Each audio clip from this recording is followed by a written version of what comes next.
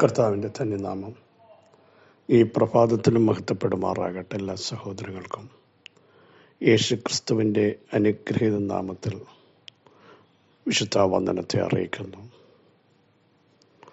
അവിടുന്ന് മാത്രം അമർത്യതയുള്ള ദൈവമാണ്. ലോകത്തിലെ എല്ലാ കല്ലറകളും അടഞ്ഞു കിടക്കുമ്പോൾ എൻ്റെ യേശുവിൻ്റെ കല്ലറ തുറന്നു കിടക്കുന്നു.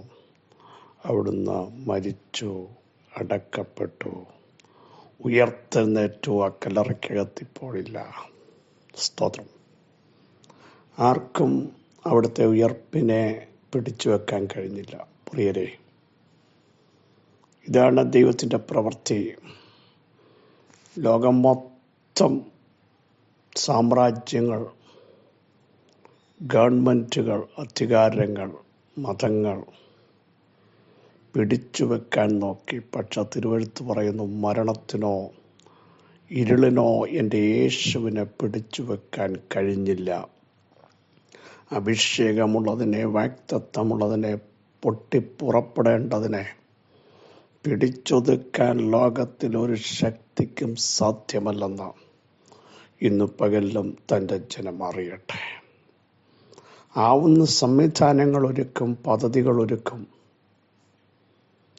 പ്ലാനുകൾ സജ്ജമായിരുന്നു. ആവോളം ഉറപ്പിച്ചോളാൻ പറഞ്ഞു കാവൽ. പക്ഷെ തെറ്റുപറ്റി.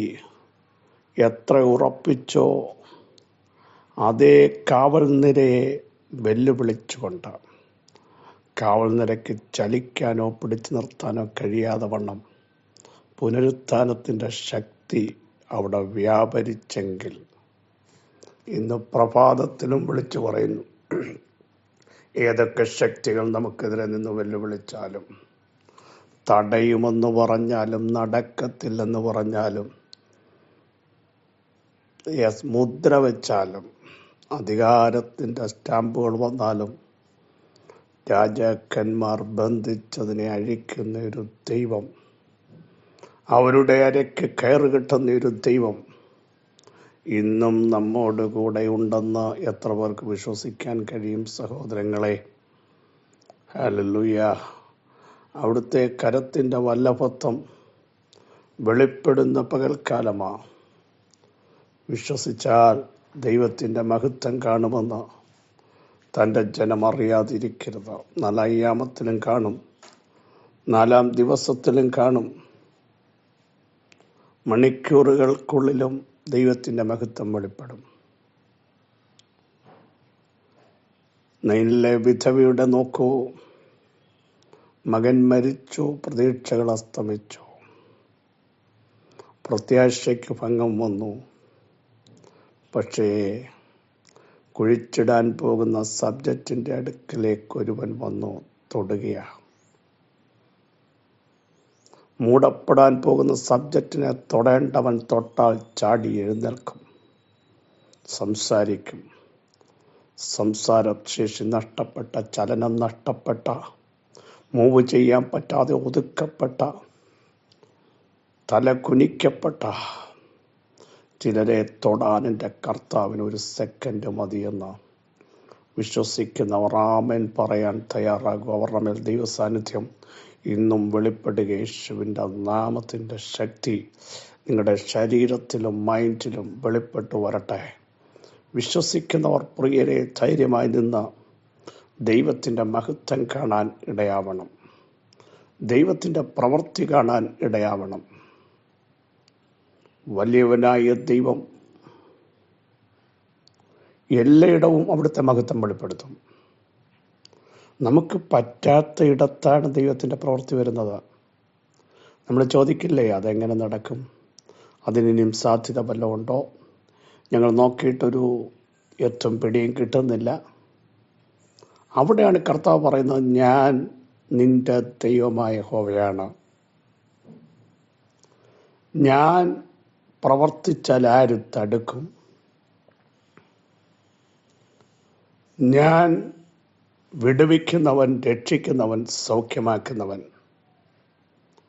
സഹോദരങ്ങളെ, ഒന്ന് തിരിഞ്ഞു നിന്നിട്ട് പറ, സങ്കീർണമായ എത്രയോ പ്രതിസന്ധിയുടെ നടുവിൽ സ്വന്തം കഴിവുകൊണ്ടാണോ നിന്നത്?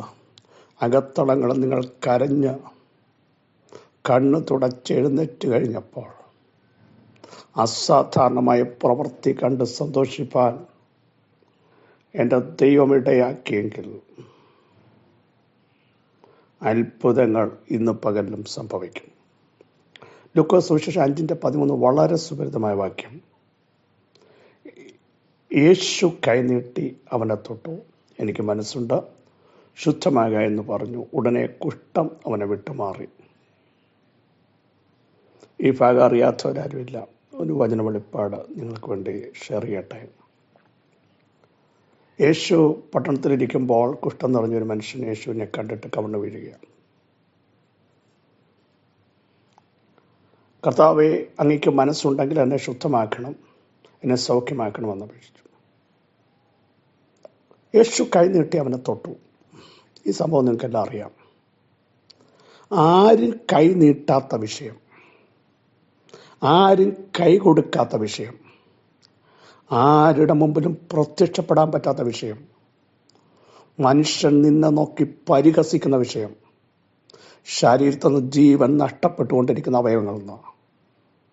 പക്ഷേ ആരും അടുത്തു വരാത്ത, ആർക്കും ഒന്നും ചെയ്യാൻ പറ്റാത്ത, സമൂഹത്തിൽ ചോദ്യചിഹ്നമായി നിൽക്കുന്ന ചില വിഷയങ്ങൾ, കുടുംബക്കാരുടെയും നാട്ടുകാരുടെയും വീട്ടുകാരുടെയും ഇടയിൽ പരിഹാസമായ ചില വിഷയത്തെ ആര് തൊട്ടില്ലെങ്കിലും ഒരുവൻ തൊടും. Praise the Lord. വിശ്വസിക്കുക, അവിടത്തേക്ക് മനസ്സുണ്ട് കേട്ടോ. Praise to Jesus. നിങ്ങൾ വിശ്വസിക്കുക പ്രിയരെ. എത്രയോ തവണ നിങ്ങൾക്കത് പറയാൻ പറ്റും. ആർക്കും തൊടാൻ പറ്റാത്തടത്ത്, ആർക്കും സൗഖ്യമാക്കാൻ പറ്റാത്തടത്ത്, ആർക്കും തുറക്കാൻ പറ്റാത്തടത്ത്, വിടുവിക്കാൻ പറ്റാത്തടത്ത് ഒരുവൻ ഇറങ്ങി വന്ന് തൊട്ടപ്പോൾ അസാധാരണമായ ദൈവപ്രവൃത്തി വെളിപ്പെട്ടു വന്നത് നിങ്ങൾ ആത്മാവിൽ ദർശിച്ചതാണ് എന്ന് പറയുന്നവർ മാത്രം ദൈവത്തിന് സ്തോത്രം ചെയ്യട്ടെ, യേശുവിൻ്റെ നാമത്തിൽ. നോക്കൂ, യേശു പറയും, എനിക്ക് മനസ്സുണ്ട്. സ്തോത്രം. അർത്ഥം, മനസ്സില്ലാത്ത ഒത്തിരി പേര് സമൂഹത്തിലുണ്ട്.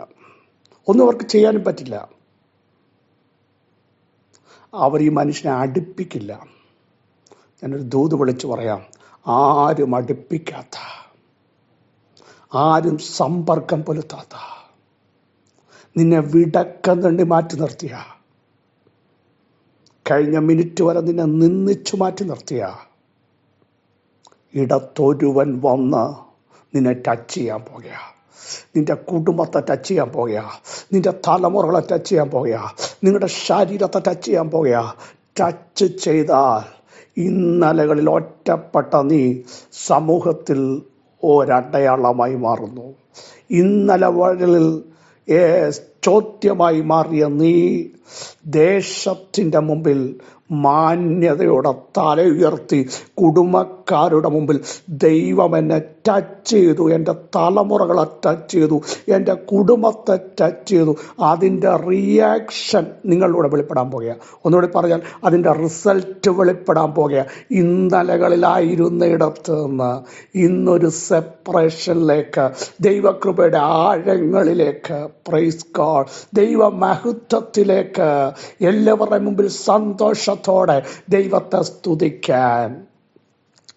ജന്മന മുടന്തനായവൻ, 40 വയസ്സുള്ളവൻ, ഇരുത്തപ്പെട്ടവൻ, ഒതുക്കപ്പെട്ടവൻ, ബാധ്യതയായി മാറിയവൻ, അവൻ്റെ ശരീരത്തിലേക്ക് കരണ്ട് പാസ് ചെയ്യുന്നത് പോലെ പരിശുദ്ധാത്മാവിൻ്റെ ശക്തി പാസ് ചെയ്തപ്പോൾ അവൻ കുതിക്കാൻ തുടങ്ങി, അവൻ തുള്ളാൻ തുടങ്ങി, അവൻ ചാടാൻ തുടങ്ങി. അടുത്ത ഭാഗം നോക്കൂ.